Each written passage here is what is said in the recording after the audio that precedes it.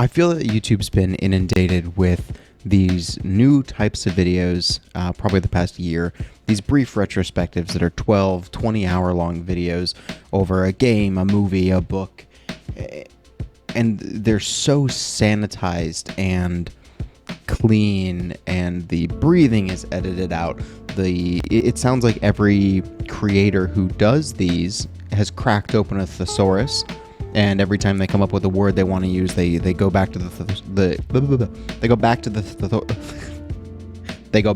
thesaurus, and they find a more eloquent word to kind of plug in and feel a certain way. You know, this video that I'm working on, it used to be something completely different. It was something like that. It was a video essay. I wanted it to be more of a retrospective on a game, and yet over Christmas, when I started writing this script, I had some time off from work, and so I was able to just watch a lot of YouTube while playing games or doing whatever. And YouTube recommended me, I mean, it has to be at least 100 different of these video essays, and I watched them. I used to like them a lot. Until, you know, I realized more and more they're just this bland second screen content that you watch for 8 hours, you know, over the course of a week or whatever, and you have nothing taken away from it. It's just this humming. It's like white noise you sleep to. And I kind of got grossed out by my script, like what I was writing and what I wanted to do for my video. And so I've kind of taken an axe to it, and I'm transforming it, and I've decided that the way that I want to take this channel is to keep it more raw and more unedited, but also some content of sustenance. I want there to be maybe not hour-long videos, but crack off max at like 20 minutes, right? You just I want to get everything I have to say out and let you take something away from it, maybe something that helps you. I don't want those clean, polished scripts. I want it to be a little bit more from the hip. I don't want to crack a thesaurus, right? It's just so, they're so sanitized. YouTube's become so, it's so gross and clean, and I miss the days when it felt homemade and it felt fun, and everything now is just so professional, and I'm over it. Now, granted, specifically speaking on these retrospective people, there's like a lot of them that I still really enjoy, but I have to recognize them for what they are. Some are better than others. I think Noah Caldwell-Gervais, he's one of my all-time favorites. I mean, that man did, I don't remember what it was, like a 8-hour, he did a Death Stranding video that blew my mind, and he's done a Fallout series that I absolutely loved. I think he, of anyone, actually adds, it's full 8 hours of content, and everyone's gonna have their own opinion. Some people are gonna love this stuff, and that is so okay. Like, it's not a gripe to you. I'm just tired of seeing, like, you know, I'm tired of seeing videos that cover a game and the video length is longer than the game runtime, right? People that have like 40-hour videos dissecting Skyrim. Like, I'm sure there's an audience for that. Somebody that, you know, who's going to put that up on their second screen, but you do not have a 40-hour video as your main. That's not main screen content. I'm not sitting down with the wife at the end of a day and being like, oh God, we get to watch the next episode of Skyrim dissected. You know, well, actually, you know, that sounds pretty good if it's cleaned up. But point being, I'm pivoting this channel. We're going to do quick and dirty video essays on things that I care about. And it's because I am so tired with how modern YouTube is. I'm over it. And I just want this to be a space that I can kind of pump stuff that I care about. So this first video might be a little choppy. It might be a little bit, you know, wishy-washy, and as I find my stride with it, so be patient with me. But the topics here are going to be anything really at the end of the day. I'm not horseshooting to one thing, not just games. So thank you for sitting through this first part. I'm now going to start the other half. So back to regularly scheduled programming.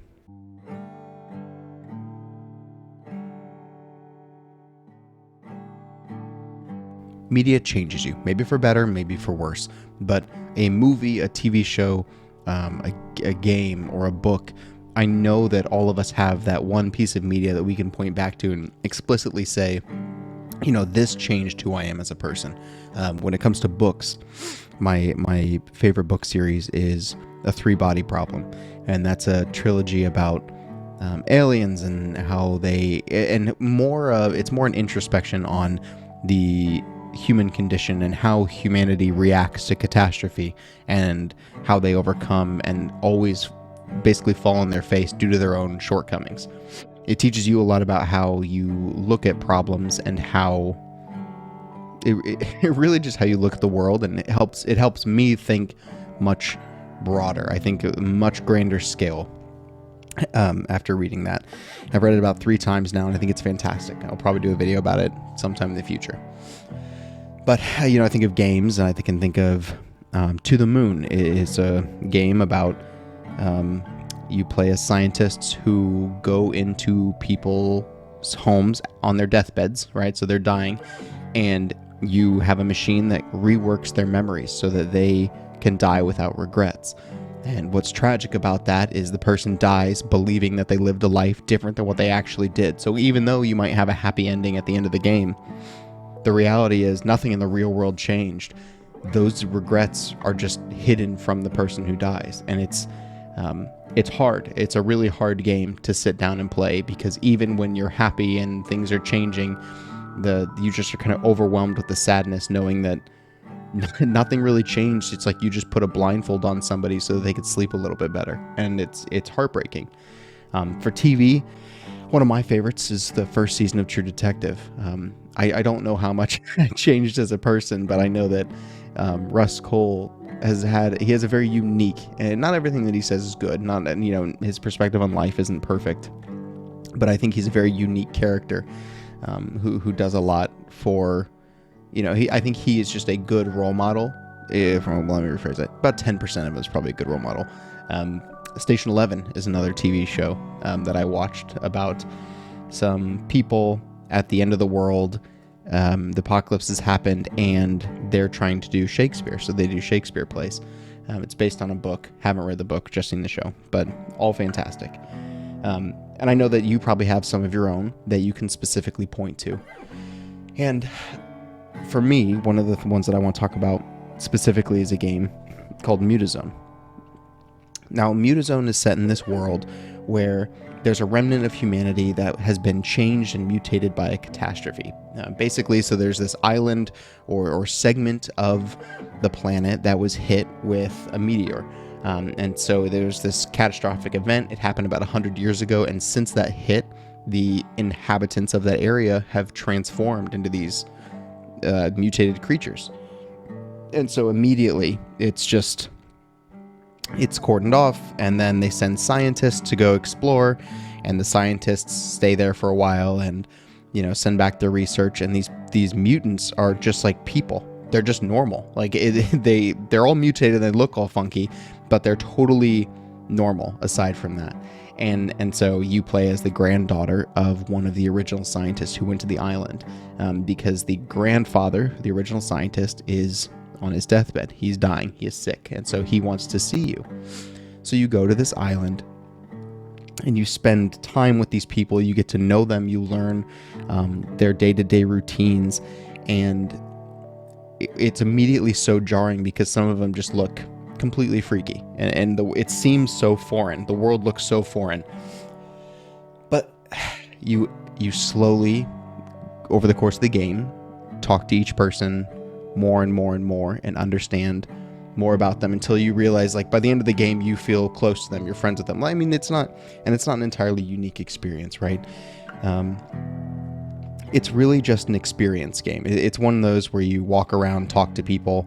There's no like action. It's not a fighting game. It's just an experience. The dialogue is the game.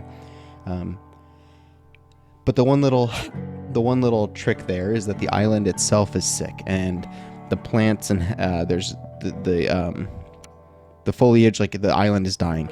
So your grandfather, who has he has the ability, and I'm not going to spoil too much.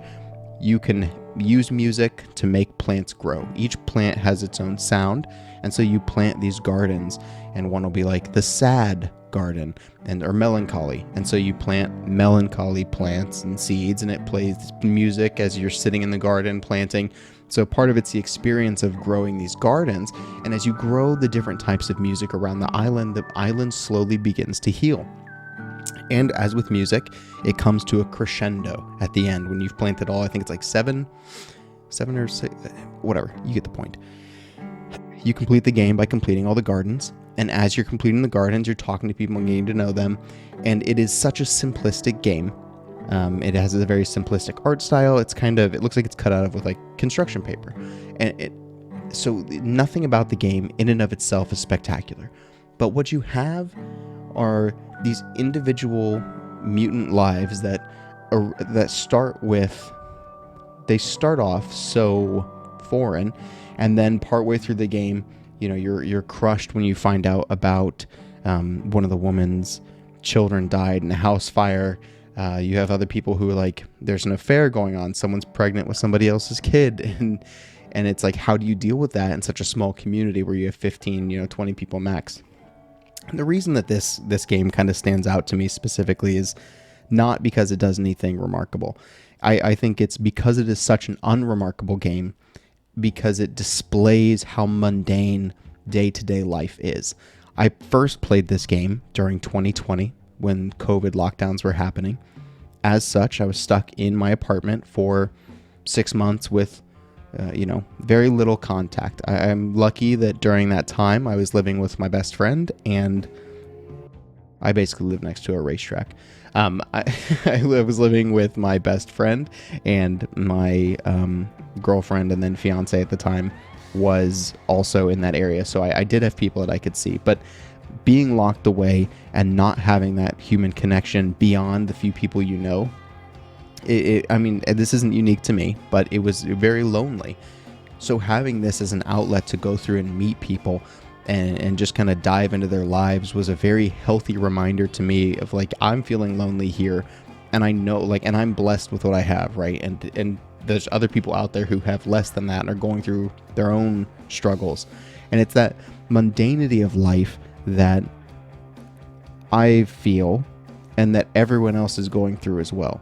So like, it's so hard because I feel like it's so often we're really bad as humans, we're really bad at thinking about somebody else and trying to think about the things that they're going through, right? We don't have a lot of empathy a lot of the time for whatever reason. Maybe it's like we're having a hard time, so I don't have the social fuel to care about what you're going through. But everyone has these own battles and these struggles, and again, it's nothing I'm saying is a revelation. It's just when you're playing a game and you're reminded, like, fuck, I could just do better. That's what I took away from this game. It's just that reminder that yes, I'm struggling. Yes, there's things I'm going through, but it's important to me. I'm making the active choice that it is important that I should try and care about others more. I need to be more empathetic. I want to be a more empathetic person. I want to be somebody that can be depended on. And as we move more and more into this digital age, there's such a disconnect with the people every day on the street. And I'm not one of those people that's like, social media bad, whatever. I mean, good grief, I run like a YouTube Shorts channel and a TikTok channel. Like I couldn't be that kind of guy. But I just think that we're losing a lot of that empathy. And I think this is a beautiful game that reminded me that it's, it is a good thing to want to take care of other people and to meet them where they're at. And so you just play as this in the game. You're just this little girl who knows nothing. She's in high school. She has high school problems, the same kind of problems that you had in high school. And she's trying to help these people just by listening. And that was the biggest thing. You play the girl where your biggest impact on this planet on the catastrophe zone was just listening to people.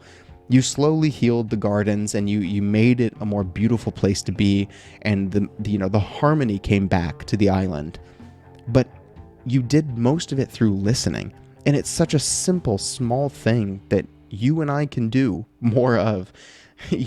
I promise you, if there's anything I've learned from my short stint on this earth, is just like, take your time and just listen a little bit more.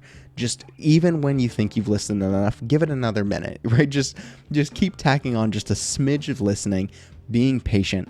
And that's something this game really reminded me of. I think that's what's so beautiful about Mutazione was not just the game, was not just the music, was not the small intimate moments, which are all incredibly special. And I ask, if you are even slightly interested, it's worth 4 hours of your time, 5 hours or whatever it is. But the game reminded me just of that mundanity is okay. That's what's happening. It's important to listen and to take care of others, and that's what makes it special. That's what's important about that game, and that's why I do think that you should play Mutazone.